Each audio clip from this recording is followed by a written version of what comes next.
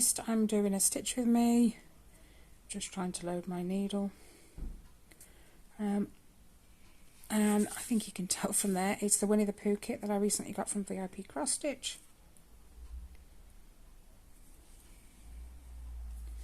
So I'm just gonna, I had already made a start, so I'm literally just gonna carry on with that. Hopefully the light's not too bad.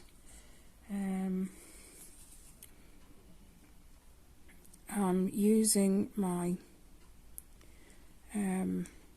phone holder that's connected to my Lowry, and also the mini All Cats Go to Heaven is connected to my Lowry, so that might be in the way, causing a bit of a shadow. So, but I don't want to take it out because then I won't want to put it back in. Oops.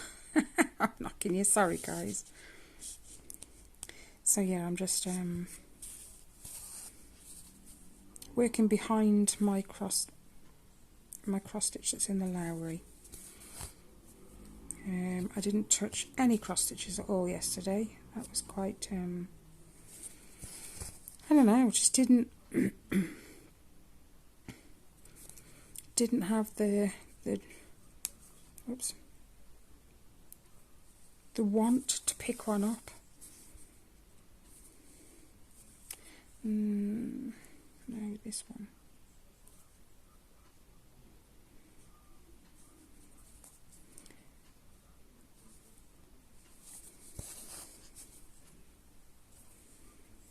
Anyway, how are you all? Hope you're all well and getting plenty of crafting done. I'm working on it. My doodles I'm still doing. Do you know when you go on YouTube and maybe an unusual video will pop up in your feed, but they will have associated it because it's similar to something else you've watched? Well, since I've kind of been doing the Zentangles and stuff, I had a new one pop up. It was called Neurographic Art, and I was curious, so I kind of went into it. It's very, the idea is the same as Zentangles in that it's for help with anxiety, stress, you know, it's just good to doodle. But with neurographic art, they don't believe in corners or sharp edges. You have to soften everything. Well, I gave that a try last night, and it's just literally you just literally doodle on a piece of paper. I mean, a lot of them use squiggly lines, circles, you know, and then if you've got two lines that meet and create a sharp, you round it off by shading in the corner, and then you can just do whatever you want with it. I watched this one lady, she did some squiggly lines. She took an A4 piece of paper and drew from the bottom left corner squiggly lines all the way up to the top right, and she did a few of them. She might have done like 4 or 5 of them, and then she filled some of them in with circles. Oh hey. And then like the rest of it she watercoloured in rainbow. Oh my gosh, it actually looked so professional when she finished. I was gobsmacked. So you guys know me, I've been, this is, I'll show you, this is the kind of thing I'm on about. It goes from this corner up to that corner, and then in some places she's put like circles and soften all the corners. Look, my lines aren't exactly brilliant, so you don't have any sharp corners, you round them all off. And then, like I said, when she watercoloured it in rainbow, oh my gosh, it was awesome. So I thought I'd give it a go. You know, like I've got nothing better to do. Like all these cross stitches that are sitting here in project bags and tubs, and you know.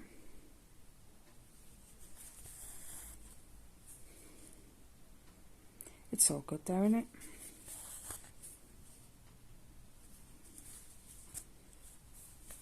I will admit though, it is a lot like cross stitch in the sense that it's so relaxing.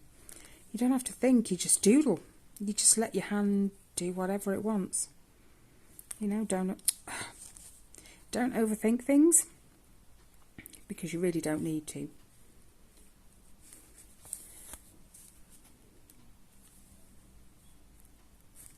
So if I'm not cross stitching, I'm generally doodling, literally. And I remembered I forgot to show my doodles on my floss tube on Sunday. I realised afterwards. So I'll have to share them next time, because they're not even downstairs, they're upstairs. So I tend to find I like doing that before bed. It's really weird. Well, I suppose it's not weird really, is it? Because if it's relaxing, reduces anxiety and stuff, then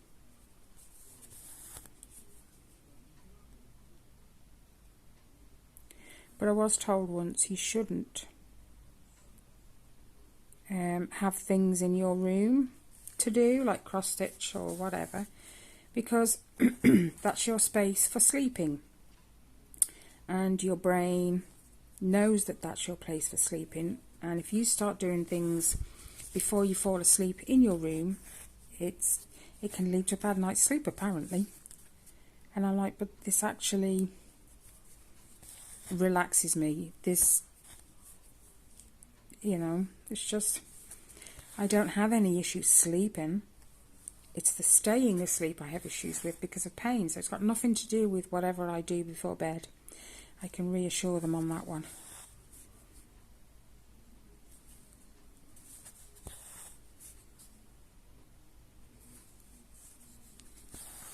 But still, just been watching a lot of videos all about neurographic art, and then I always watch a few with people that put up Zentangles or things like that, because people tend to do like really some small designs, mandalas, that's the other one I was looking for. They tend to do small designs that you could perhaps use in a big one, and some of them are just absolutely gorgeous. You wouldn't think it would look good, but when they finish it, it's like wow. And I saw a lady do one the other day.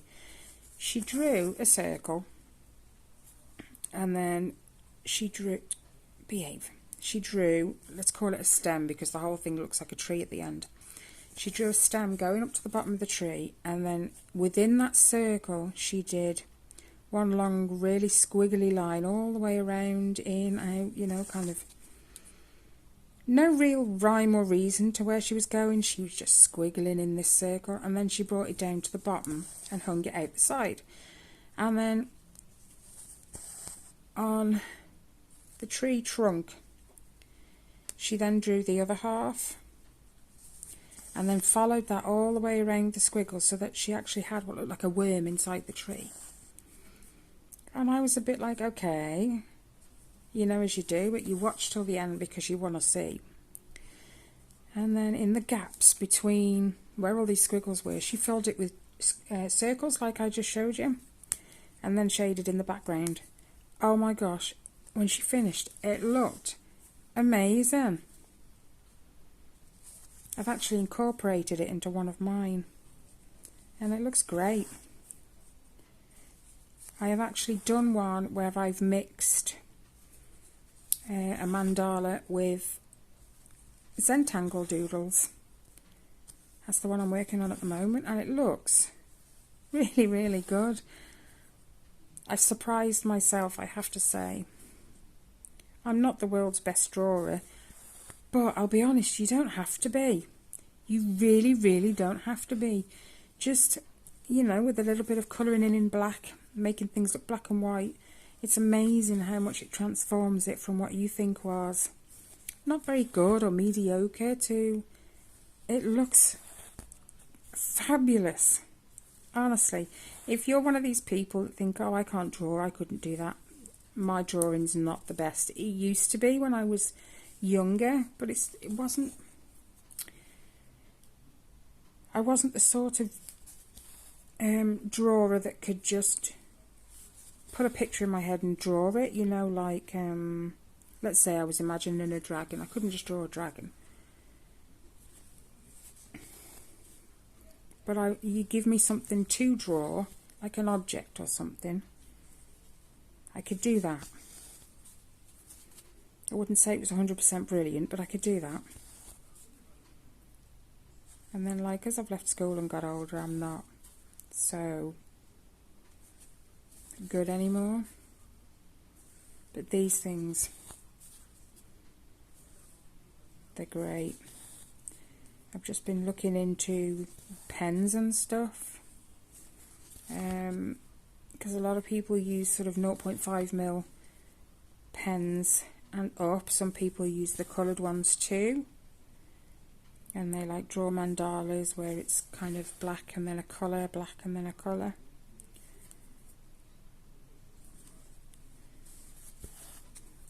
Rob bought me a maths kit with the compass and the protractor in it to do some mandalas. Right, give me a second because my hand's tingling. Bless him. He found out I was doing all that and he's like, right, okay, I'll get you a compass, which is good for mandalas, which is how I managed to do the mandala with the Zentangles on it. I'll show that next floss tube, so it won't be this Sunday coming, it'll be the Sunday after. Hold on, let me just have a sip of coffee too. Oh, my hand's shaking a bit. Oh my gosh, I think he's put enough coffee in that for a week.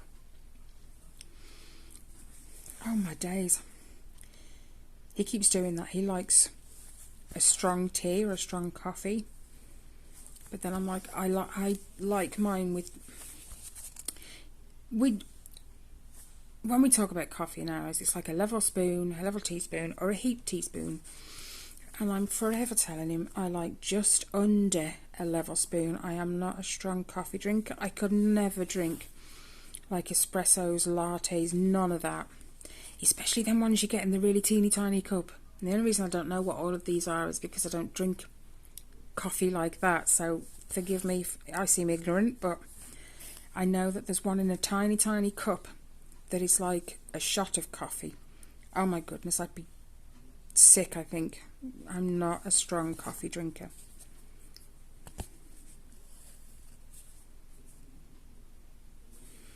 My brother likes Coffee Mate. Now, I used to have a friend who liked Coffee Mate as well.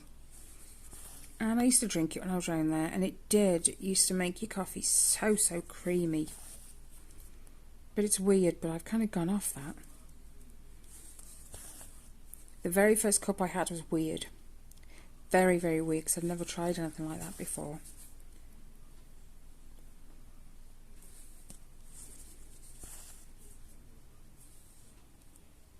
But you got used to it, and it actually became really nice.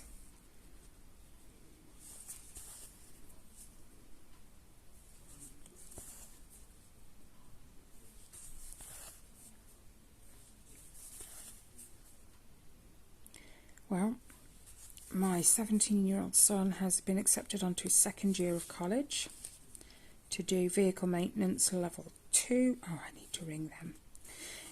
Yeah. And he's looking forward to that. And then he's also got himself a part-time job at the same time. So, he's excited to get started. I'm excited for him because he just thinks about the money. Because it also means that him spending time with his girlfriend will be easier because he has his own money. Because at the moment he has to catch a bus or a train up to her.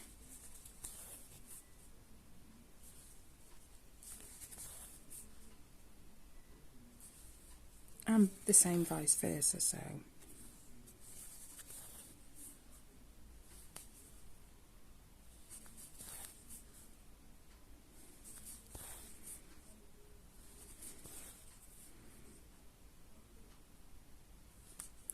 Ellie and Riley have been stripping wallpaper. That's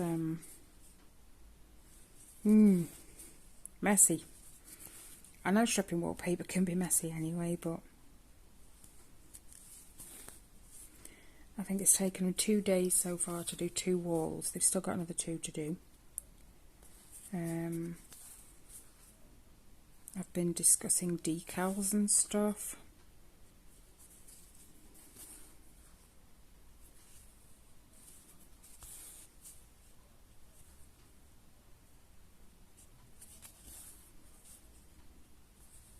Sorry, did I just knock you guys? I can see you wobbling at the corner of my eye.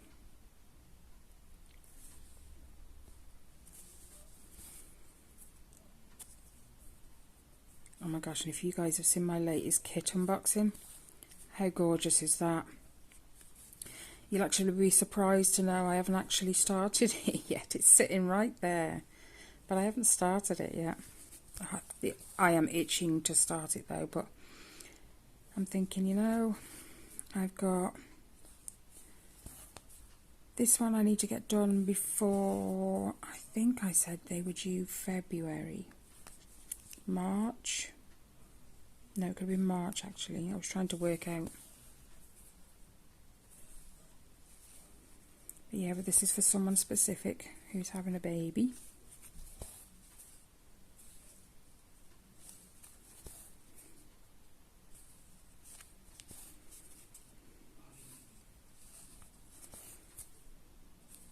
I'm going to be able to put it up in the nursery then. So yeah, I've got to have it done for about March. I'm sure it was March.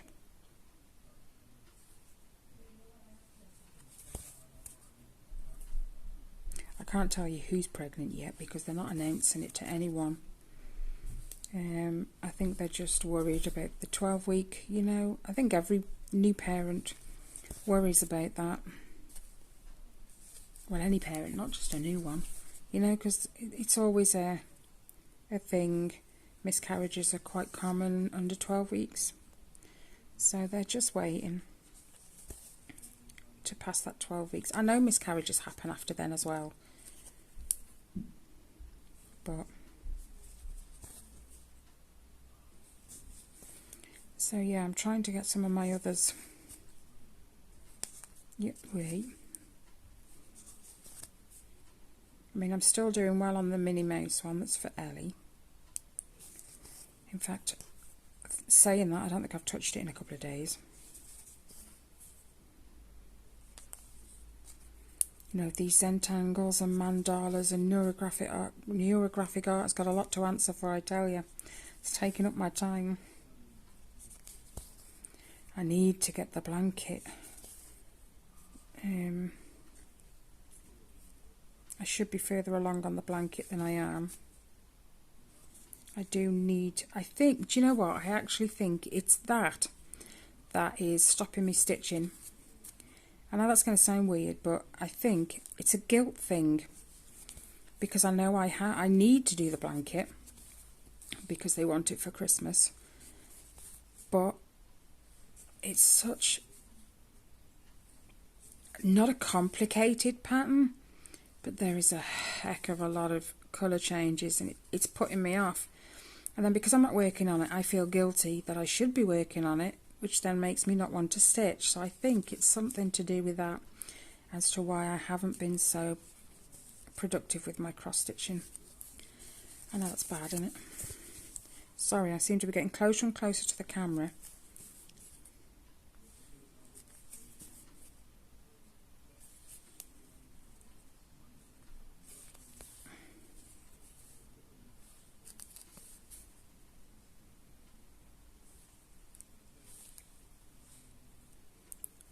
Sorry, I'm doing it on purpose this time because I can't see. It's not fine. There you go. Wasn't finding the hole very well. Right, I'm going to have to put it down again in a sec. My right hand is starting to tingle. And just lately I've been suffering a lot with my wrists. Not just my wrists, but my hands. I mean, it's all round here where I get the pain. And just in my knuckles here. Yeah, and then in my wrists. I'm not sure why. Let me just have a break and Sip of coffee. Oh, that cup's hot.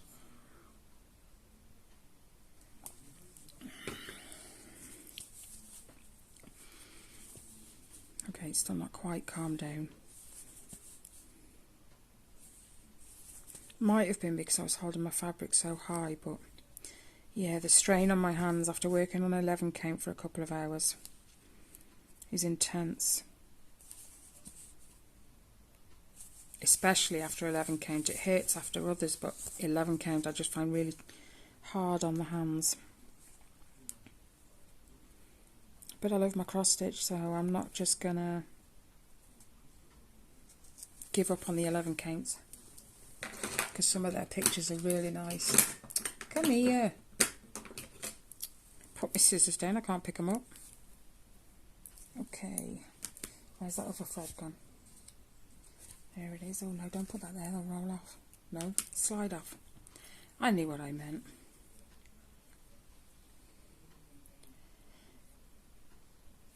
So have you guys been up to anything exciting? I'd love to hear what you've been up to. Oh, I've just made a knot in it. Look, I just went to straighten the thread out and it just pulled it into a knot. There we go.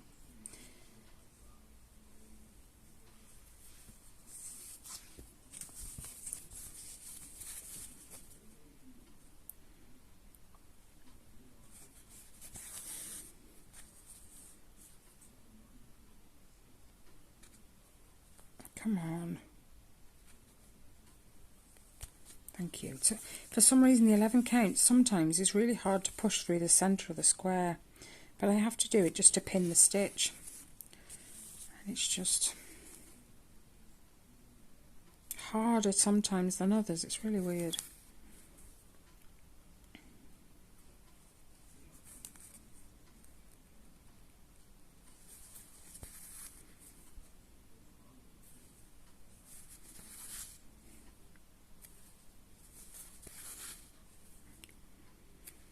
Ellie had she had physio a couple of weeks ago, no, 3 weeks ago, and he said, right, okay, I'm gonna leave you for the next 4 weeks, and at the hospital they have their own gym for people undergoing physio. He said, right, I want you to come in, because you don't have to have a physio there with you when you're working out in the gym, but they're there in case something happens, you know.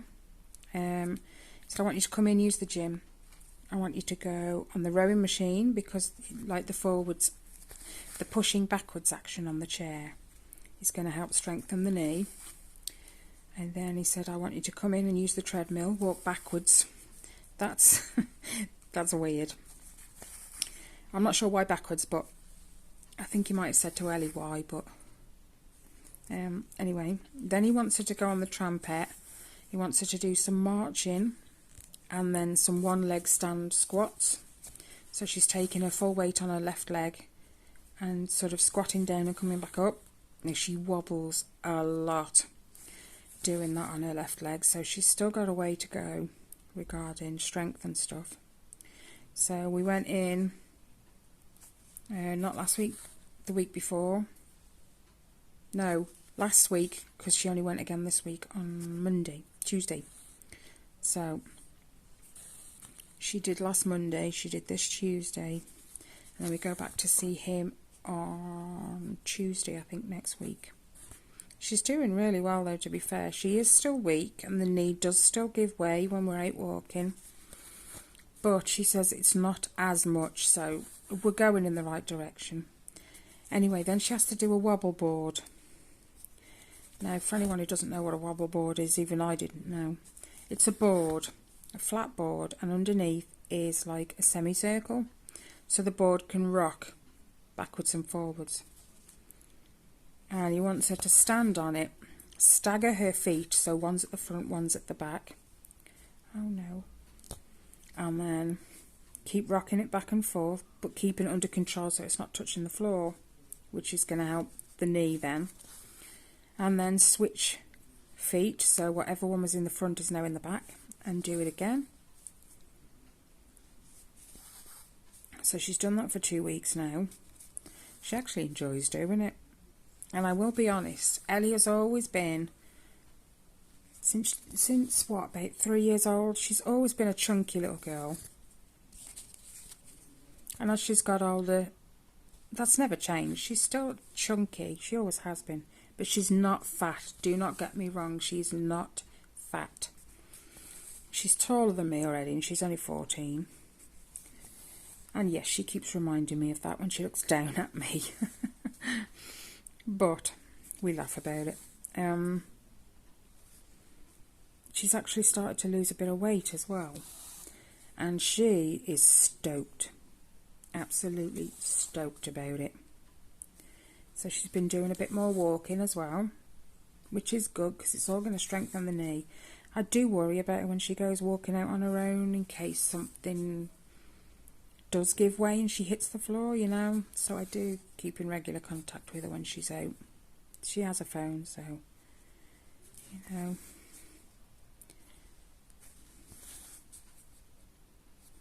She's enjoying the exercise.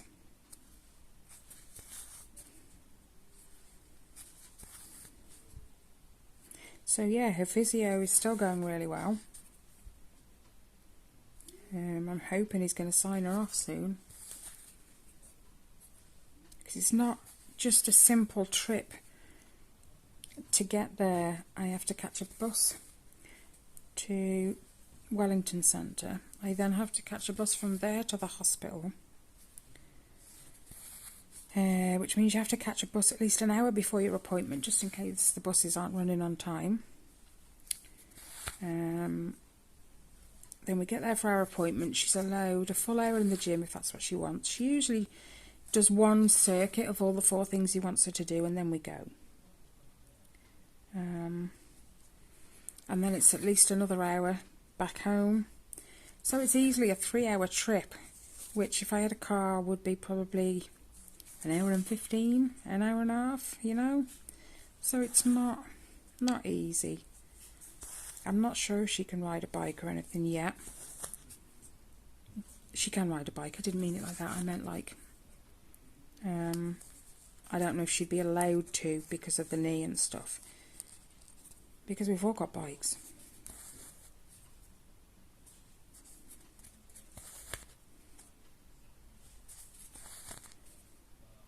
So yeah.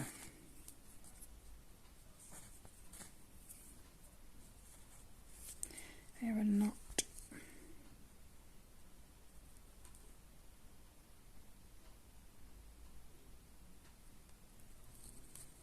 No. Thank you. So yeah, it's been busy round here.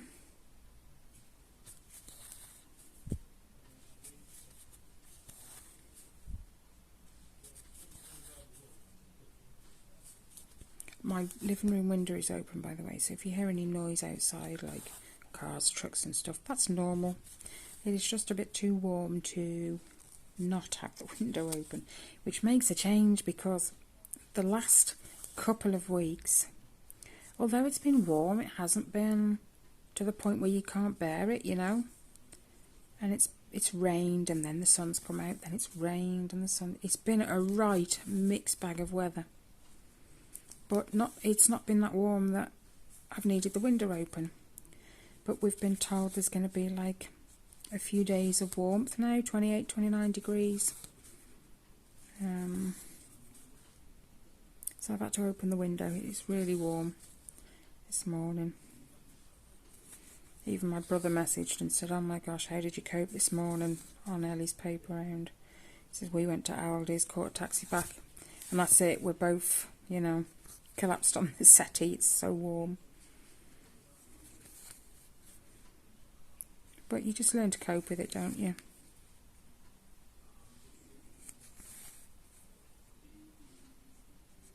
Oh. Let me just have a sip of coffee.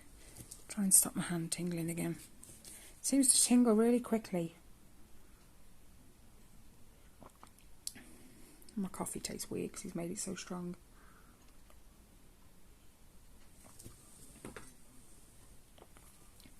Honestly.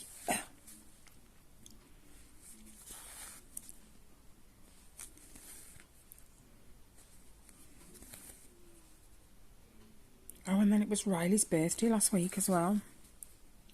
Oh my goodness, guys, he's 12. He's just turned 12. My baby's 12.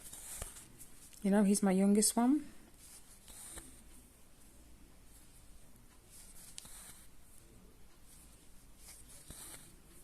And I've still got videos of when he was a little baby. And when he was like 18 months toddling around playing with his toys. I hate how fast the time is going. I mean, Logan's going to be 3 this year.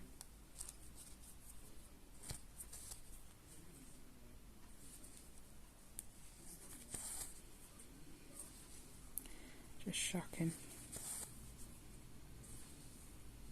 Worse for my dad because, like he said, he's a great-granddad now.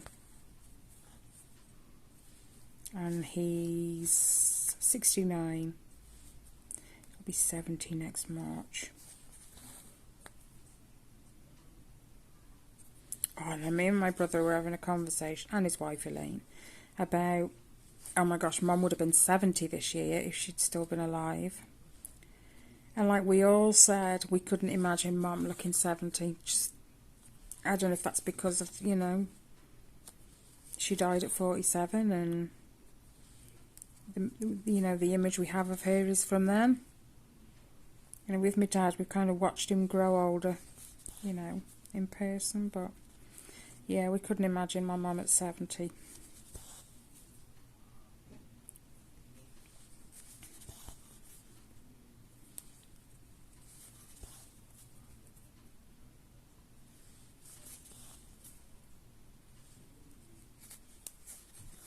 I found out so much as well since we've been in touch with her brother. There was only them two, my uncle and my mum. And like, we found out so much for like when they were little, and I've never known, because I've never wanted to ask my mum when I was younger what happened to her mum. Because I couldn't imagine having lost my mum at that point, you know, and I'd be upset if someone asked me about it. So I never asked. And then, like, my uncle says, you know, there's bound to be things you want to know that you don't, so if you've got any questions, just feel free. So I did actually ask him what happened to their mum, to my nan.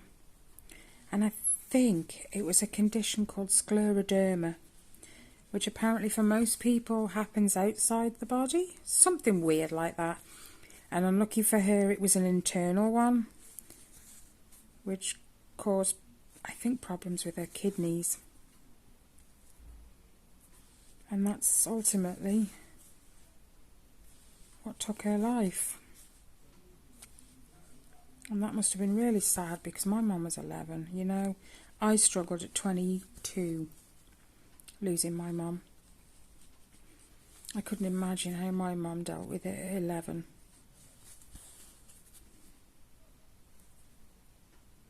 Which would have made my uncle 17.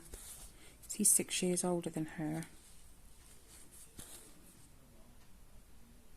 But looking at the photos, they had such a lovely relationship with each other.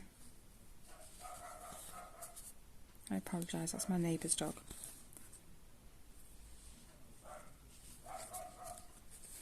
He barks at everything. You've only got to, like, step into our back garden because our back door's on the side of our house, the same as hers, so our back doors kind of face each other. But obviously there's a fence in between. So as soon as you set foot outside, you don't even have to do it loudly. He knows you're there and he's barking. And then Binks, the naughty cat, he teases him. He sits on his shed because she's got a shed in her garden. And he sits on her shed and he'll look down at the dog and he teases her.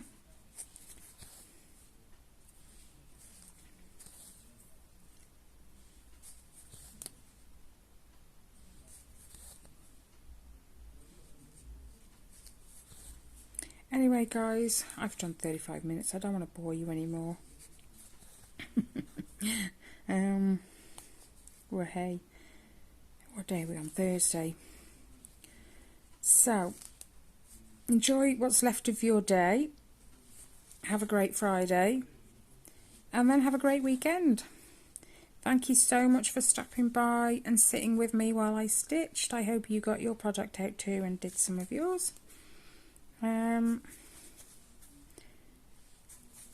Yeah, that's it from me. So just as always, guys, take care, stay safe, and I will see you in the next one. Bye, guys.